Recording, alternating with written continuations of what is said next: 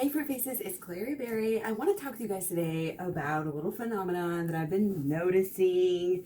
Well, it's a couple phenomenons in one, but it kind of all boils down to one cause. So the first thing I was going to say is if you've noticed, like I have some keto friends, I still follow them. I just try not to like their pictures and all of this stuff, or we're still friends on Facebook and I still kind of keep track of what they're doing. And I noticed that, well, I find it apparent that it's difficult for them to stay on keto. Most of them kind of let that be known just throughout the year, but particularly in the summertime. And I've been thinking about that and kind of thinking about what I know in regards to that.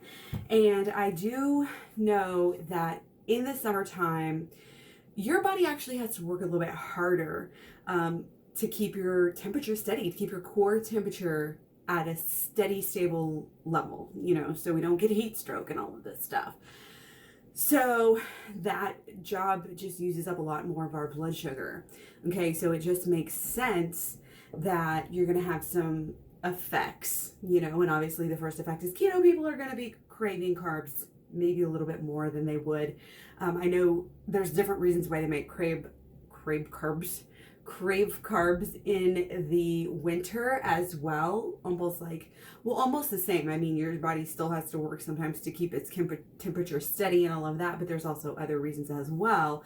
But for this, that's one of the things that you might notice. And, everybody might notice this, even if you're not somebody who's doing keto. You might just notice a little bit of extra brain fog because, like I said, it's just your body's just naturally using up your carbs a little bit faster. So I definitely have, I usually am like all about the carbs, doing a lot of carbs, but I've noticed, that when I'm not all about the carbs and when I do eat a little bit more fat, and it just naturally takes the carbs down a little bit. And again, I think there's different reasons for that. Like I feel a little bit more sluggish, a little bit more brain foggy. And I don't think it's just like the lack of carbs. I also think it's like that extra fat sometimes really actually has its own mechanisms and pathways to cause brain fog. But I just wanted to put this out there in case anybody is experiencing this brain fog, phenomenon. Brain fog phenomenon.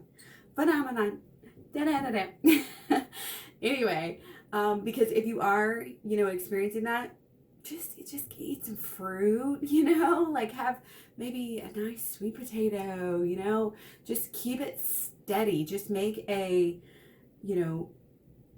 decision that you're going to eat more carbs. And it's great because you have peaches, you have grapes, you have watermelons, you have all these great carbs, in the summertime anyway. It's like you don't have to, people just tend to like go to barbecues and focus on their snack foods and all this stuff. And it's like an ice cream, which is actually not very good for you to eat in the summer. You would think it'd be good. I mean, if you're overheating, it's good, but otherwise might not be the best thing, even though I've got a fridge full of frozen desserts. So anyway, your brain is like one of the top organs that needs to have carbs to function, at its best. And there was actually a recent study about this, University of Virginia, just like 2 peaches, a day. Like you don't have to like go fully high carb or, fully like 80-10-10 or whatever, but just eating fruit, let's say you're going to have a meal.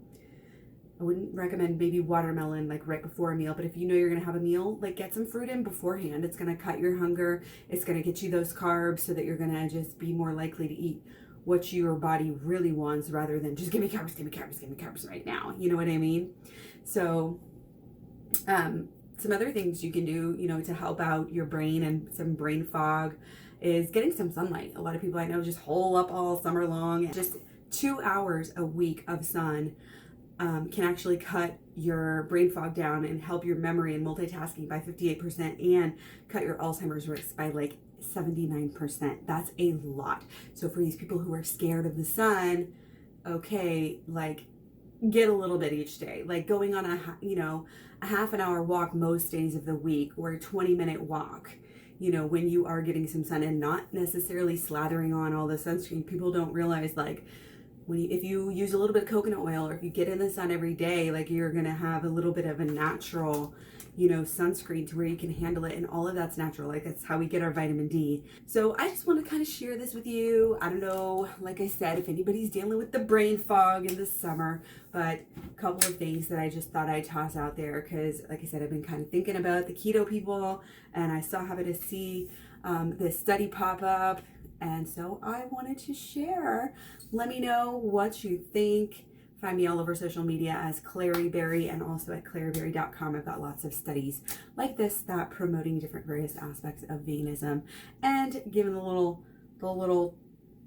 punch to the keto people.